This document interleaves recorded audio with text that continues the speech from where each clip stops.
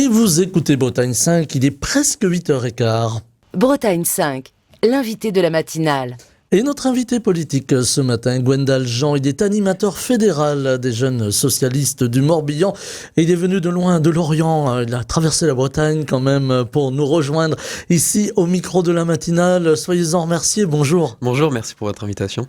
Alors nous allons parler évidemment de politique ce matin. J'avais envie de commencer par ce qu'on appelle l'actualité chaude dans notre jargon, à savoir la guerre en Ukraine et ces conférences de presse hier entre le président Trump et le président Macron. On semble s'acheminer vers quelque chose qui ressemble, sinon à une trêve, au moins à une fin du conflit. On a entendu un Trump très offensif, qui parle business finalement. J'imagine que c'est loin de vos concepts et que voilà, finalement, ça reste quelque chose qu'il va falloir surveiller, cette trêve, en tout cas cette fin de la guerre en Ukraine. Comment vous avez reçu toutes ces annonces ? Évidemment, il faut un cessez-le-feu et il faut que les conflits, les combats cessent en Ukraine, les combats qui ont fait jusque-là énormément de morts et beaucoup trop. Et je tiens ici à les souligner, à le rappeler. Il faut donc un cessez-le-feu. Il faut travailler sur une paix, et une paix qui n'est pas, selon les termes de Donald Trump, une paix qui serait celle dictée par Vladimir Poutine. Il faut une paix qui revienne aux frontières originelles de l'Ukraine, et qui ne soit pas une paix économique, qui soit une paix durable, dans laquelle les Européens prennent toute leur part. Parce qu'aujourd'hui, Vladimir Poutine s'arrête à l'Ukraine, mais si on lui laisse le champ libre, demain ce sera la Pologne, et puis ce sera toute l'Europe. Et donc il en va de notre sécurité collective de travailler sur une paix qui soit durable et qui soit une paix juste pour les Ukrainiens et les Ukrainiens, et qui soit donc un retour aux frontières initiales. On a entendu le président américain prononcer plusieurs fois le terme de troisième guerre mondiale. J'imagine pour un jeune comme vous en politique, ça résonne, ça inquiète. Évidemment. Je considère que le terme de troisième guerre mondiale est là est brandi un petit peu pour effrayer les esprits et donc faire peur aux gens et pousser à une paix qui soit celle que le président Trump veut, c'est-à-dire une paix économique et une paix qui soit fondée sur des accords, notamment sur les minerais. Et donc cet argument est une C'est une forme d'épouvantail, un petit peu. Il agite un épouvantail pour faire peur finalement à l'Occident. Ce rapprochement Trump-Poutine, c'est quelque chose d'inquiétant là aussi pour nous Européens finalement. Évidemment. Et donc je salue, mais j'encourage les leaders européens à prendre toute leur part dans la résolution de ce conflit et pas seulement sur le court terme, mais aussi à long terme. Et je pense qu'il est important aussi de remettre dans le débat public la question de la défense européenne, que nous avons défendue pendant les européennes, et de mettre en place une armée qui soit là pour défendre l'Europe et qui permette de contrer les volontés expansionnistes, notamment de la Russie, mais aussi de Donald Trump au Groenland, par exemple, et dans les territoires souverains européens. Avec un Donald Trump, là aussi, on le voit très expressif. Vous faisiez référence au Groenland. Il a des velléités de conquêtes économiques, Donald Trump aujourd'hui, avec une Europe qui est assez faible économiquement.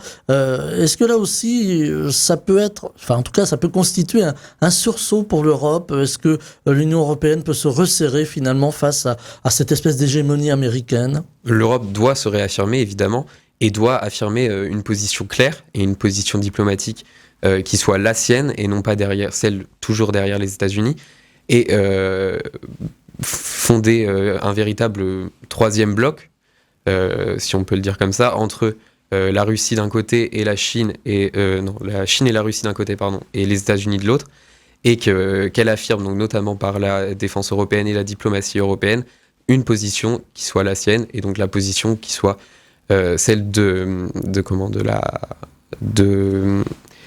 droit international et du respect des États souverains et de la souveraineté des États. Avec aujourd'hui beaucoup de menaces, outre Donald Trump, on parlera, on dira un petit mot tout à l'heure du terrorisme, mais on a aussi cette menace du populisme qui arrive. Là encore, Trump ouvre la porte, on le voit en Allemagne avec cette percée historique de l'AfD, donc du parti d'extrême droite allemand. Est-ce que là aussi, pour le jeune en politique que vous êtes, c'est quelque chose qui vous inquiète pour les années à venir, cette résurgence quelque part du populisme, ce conservatisme qui gagne l'Europe? Évidemment, et la montée du populisme, on la voit partout en Europe et pas seulement.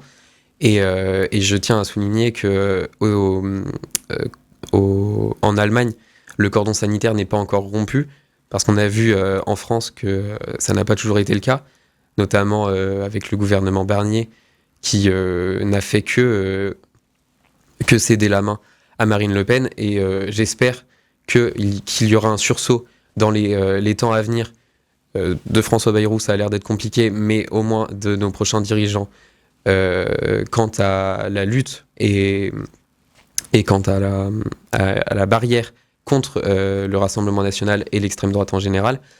Et donc évidemment c'est inquiétant, ça nous pose question, et donc je souhaite, parce que le vote Rassemblement national et le vote populiste de manière générale attire une grande partie de ma génération. Je souhaite que l'on travaille aussi dessus, sur démontrer que les arguments du Rassemblement national sont des arguments faux, tronqués, et donc que leurs propositions ne sont pas viables, et que nous proposons des choses qui nous font avancer et qui vont dans le sens de l'aide aux plus démunis, et non pas une politique libérale comme nous la vivons depuis 7 ans avec Emmanuel Macron. Alors sur plein de sujets, on a entendu souvent les électeurs reprocher à la gauche qui a été, alors je dis la gauche dans son ensemble, qui a été aux affaires, en tout cas en ce qui concerne le Parti socialiste, de ne pas s'être emparé par exemple de sujets tels que l'immigration, tels que la sécurité. Est-ce que vous en payez un peu le tribut aujourd'hui? Est-ce que voilà, il faut réagir sur ces sujets, réagir humainement évidemment à travers l'esprit du Parti socialiste, mais est-ce que vous en payez pas un peu le tribut aujourd'hui de ne pas vous être emparé de ces sujets? Il est vrai qu'on a peut-être eu certains manques, mais je crois aussi que l'obstination quant aux questions d'immigration et de sécurité, ça c'est un fait, mais d'immigration est une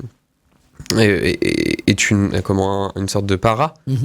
Le ministre de l'Intérieur aujourd'hui qui passe son temps à nous parler d'OQTF, de délinquance et d'immigration, de lien entre délinquance et immigration, eh bien, moi je pense que c'est un faux, comment dire. C'est pas forcément le sujet du moment pour vous. Il faudrait parler d'autre chose, de social.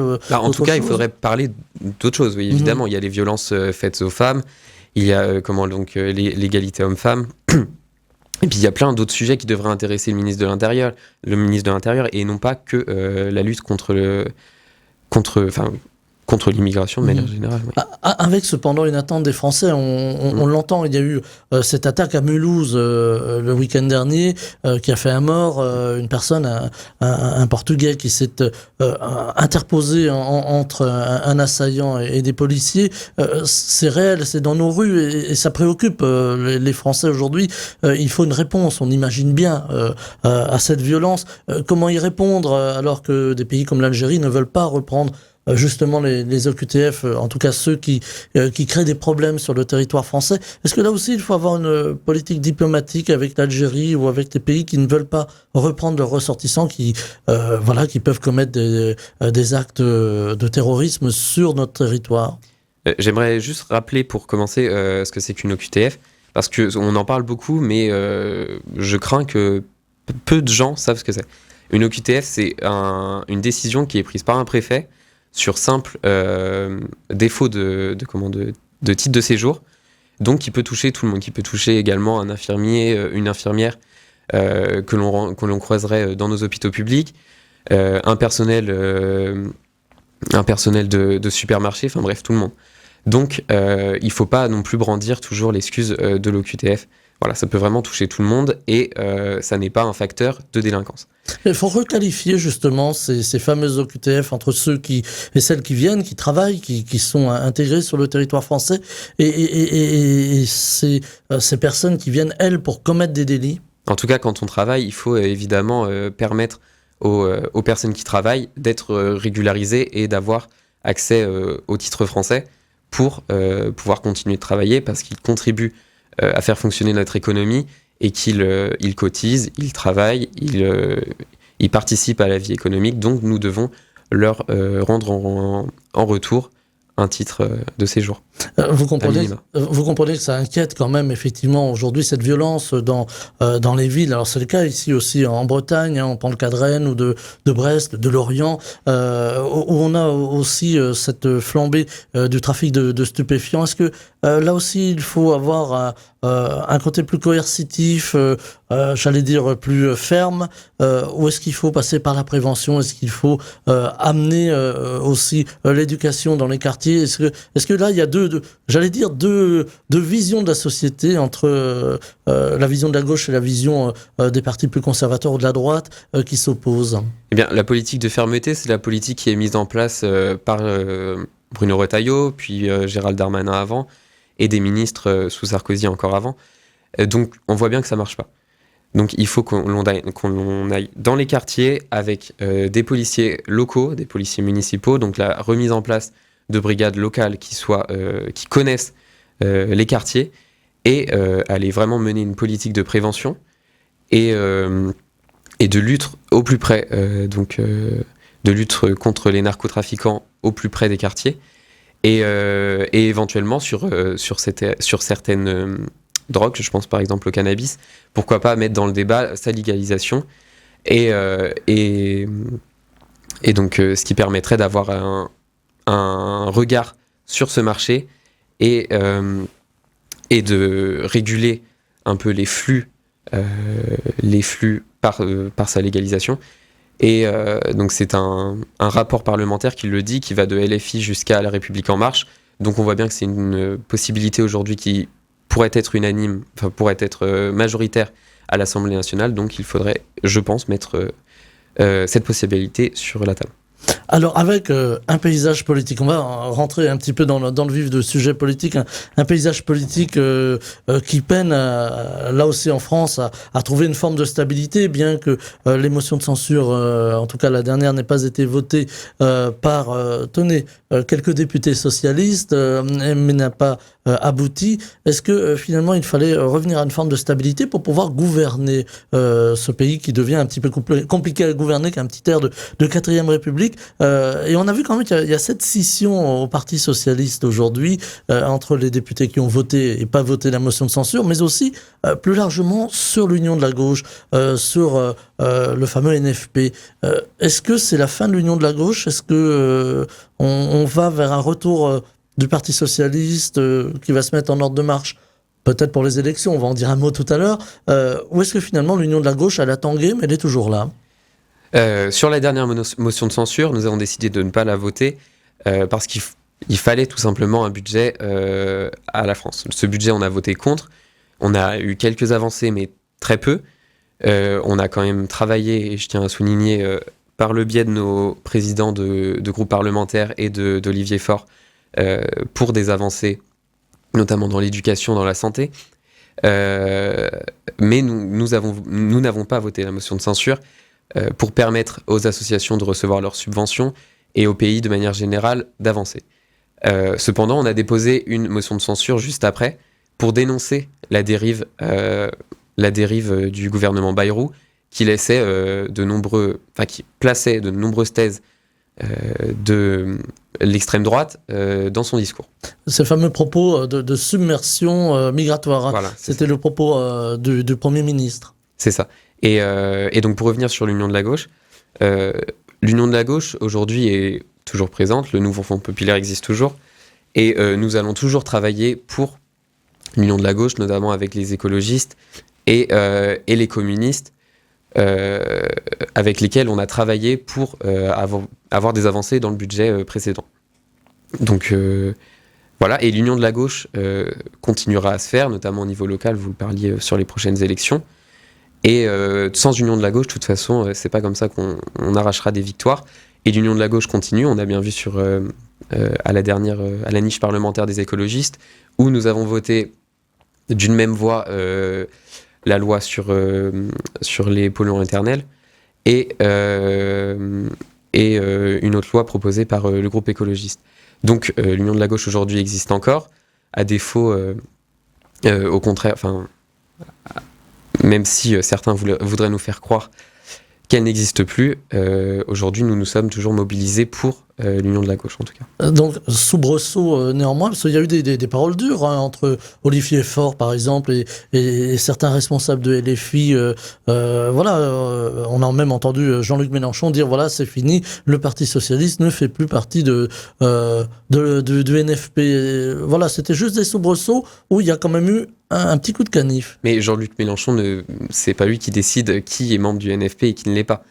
Donc il peut très bien parler, mais nous travaillons. Et nous travaillons pour faire avancer les choses et pour permettre aux Français des avancées, notamment dans le dernier budget, comme je l'ai déjà dit. Et donc il y a eu effectivement du débat, et le débat il est sain. Et donc nous préférons avancer éventuellement avec quelques débats, quelques hauts et quelques bas. Mais en tout cas, nous restons mobilisés pour l'union de la gauche et nous travaillons toujours pour cette union et pour qu'elle perdure dans le temps. Avec prochainement un congrès du Parti socialiste qui, dit-on, on pourrait voir Olivier Faure est un peu poussé vers la sortie. Est-ce que là aussi il y a une inquiétude de tangage, si vous me permettez le terme maritime, au plus haut niveau du PS? Olivier Faure a entrepris un travail de transformation majeure du Parti socialiste depuis 2018 et je crois que ça a été la bonne voie. Je n'étais pas encore adhérent, mais on a fait un bon choix. Et donc aujourd'hui, je pense que Olivier Faure doit rester et continuer les transformations qu'il a entrepris et son travail pour l'Union. Alors j'entends certains qui nous parlent d'une volonté d'une forme d'indépendance du Parti socialiste, alors que le Parti socialiste a toujours affirmé, et on a bien vu, il y a eu ses oppositions à Jean-Luc Mélenchon, ses oppositions à certains propos insoumis, donc a toujours affirmé son indépendance. Et donc, je pense qu'Olivier Faure doit rester, qu'Olivier Faure doit continuer son travail, le travail qu'il a entrepris, et que le propos amené sur la table par certains qui... on a l'impression que c'est plutôt sur des volontés personnelles en vue des présidentielles prochaines, ne doit pas interrompre le congrès et ne doit pas... On a le sentiment quand même qu'il y a deux courants au Parti socialiste. Il y en a sans doute beaucoup plus que ça, c'est notoriété, mais au moins deux courants, c'est-à-dire ceux qui veulent qu'Olivier Faure, et vous en faites partie, poursuivre son travail à la tête du Parti socialiste, et ceux qui veulent finalement tourner la page, qui reprochent aussi à Olivier Faure d'avoir de s'être un peu couché, vous me permettez le terme, il est peut-être un peu fort, vous pourrez le démentir, mais devant LFI pour pouvoir faire en sorte que le PS continue d'exister. Eh bien, Olivier, il ne s'est pas couché, il a travaillé pour permettre l'union de la gauche à des moments compliqués. Voilà. Si il n'avait pas permis en premier lieu la NUPES, qui évidemment n'était pas parfaite, n'était pas un accord parfait, loin de là. Et sur le NFP qui était nécessaire dans la lutte contre l'extrême droite et après le barrage républicain, c'est des chantiers qui étaient nécessaires et qui nous permettent aujourd'hui d'exister avec un groupe parlementaire qui a plus que triplé, et donc plus que doublé, pardon. Et Et donc, Parce que le PS revient de loin finalement, hein. Si on prend en considération les chiffres de la présidentielle, avec un peu plus de 1,5%, il fallait reconquérir le terrain, il fallait se réapproprier les esprits, si vous me permettez le terme. c'est ça. Et il fallait en tout cas travailler, retravailler, parce que le parti avant peut-être ne travaillait plus assez. Et aujourd'hui, les gens qui critiquent ce qui a été entrepris par Olivier Faure sont des gens qu'on n'entendait plus après 2017 et qu'on réentend aujourd'hui. Donc, ça veut Des dire... velléités de retour en politique finalement. C'est ça, ça veut dire que dans un sens, ce qui a été mené par Olivier Faure a marché. Si aujourd'hui on parle autant du Parti Socialiste, c'est que nous avons repris une place centrale dans le débat public et que par nos résultats électoraux, nous arrivons à reconquérir certains électeurs et certains électorats que nous avions perdus notamment en 2017 et en 2022 encore plus. Vous disiez tout à l'heure, Gwen Naljean, que beaucoup de jeunes se tournaient vers le Rassemblement national, voilà, pour peut-être là aussi essayer d'apporter d'autres idées, un débat différent évidemment de celui, ou en tout cas des idées défendues par le Parti socialiste. Je le disais en commençant, vous faites partie de cette jeune génération qui a décidé de s'impliquer en politique. Vous avez un congrès prochainement, les jeunes socialistes. Est-ce que c'est une question aussi qui vous interpelle, le fait que des jeunes se tournent vers des partis populistes, alors ici en France, le RN, mais d'autres partis en Europe? Évidemment. Et dans mon action et dans mon combat, c'est le premier combat que je porte. Voilà, si je me suis engagé, moi, c'est parce que le Rassemblement national dans mon village était un score très haut. Et donc, dans nos territoires ruraux de Centre-Bretagne, qui pourtant, la Bretagne résiste assez à la montée du Rassemblement national jusque-là. Donc c'est un combat que je porte avec foi. Et évidemment, nous, du côté des jeunes socialistes, nous travaillons pour expliquer et débattre auprès des jeunes qui seraient tentés finalement par le vote Rassemblement national, voire plus, de leur expliquer et de contre-argumenter et de démonter les arguments du Rassemblement national qui sont les faux, enfin qui sont des arguments populistes et qui ne permettent pas, qui ne vont pas dans le sens de la jeunesse. Et on a bien vu, ils n'ont pas voté le repas à 1 euro, ils n'ont pas voté l'augmentation des bourses. Voilà, c'est une hérésie, le Rassemblement national. Il se pose comme défenseur de la jeunesse et défenseur des classes populaires, mais dans l'action, dans les faits, ils sont tout l'inverse. Vous comprenez que des jeunes, des gens de votre âge se tournent vers le RN. Vous arrivez à en discuter avec eux, y compris avec des militants parfois du Rassemblement national? Évidemment, on discute. C'est la base pour les convaincre. Avec les militants, c'est plus compliqué, mais aujourd'hui, on est dans une génération quand même qui est plus volatile et qui est moins adhérente. Donc voilà, on pousse à l'engagement, mais du côté du Rassemblement national, nous, dans le Morbihan, les militants, on les voit pas. Donc, on discute pas réellement avec les militants, mais en tout cas, on discute avec les jeunes et tous les jeunes, qu'ils soient tentés ou non par le vote du Rassemblement national, parce que si on commence à les mettre de côté et qu'on ne discute pas avec eux, eh bien aujourd'hui ils votent Rassemblement national, mais demain ils seront 2 fois plus à voter Rassemblement national. Donc évidemment nous discutons avec tout le monde et nous sommes ouverts au dialogue et c'est la base, enfin c'est ce qui va nous permettre de lutter, c'est le meilleur moyen pour lutter contre le vote Rassemblement national chez les jeunes et même chez toutes les générations. Je parlais de votre congrès des jeunes du Parti socialiste. Quels sont les grands dossiers qui vont être défendus? Alors j'imagine qu'il y a déjà la perspective des élections municipales et puis un peu plus tard de l'élection présidentielle de 2027. Mais est-ce qu'il y a des grands sujets directeurs? Évidemment, donc il y a le logement étudiant, comment qu'il faut travailler sur le logement étudiant pour étendre, parce qu'aujourd'hui l'offre privée représente la majorité des logements et donc ce sont des gens qui se font de l'argent sur le dos des étudiants qui sont de plus en plus précaires. Le repas à 1 euro, enfin tout ça sont des sujets autour de la vie étudiante sur lesquels nous allons évidemment nous pencher. Il y a la lutte contre l'extrême droite, comme on en a parlé, et puis les dossiers plus généraux, je dirais, comme la transition écologique. Tout ça, en fait, on va essayer de balayer le plus large champ de dossiers pour sortir du congrès avec des propositions concrètes pour les jeunes et pas seulement.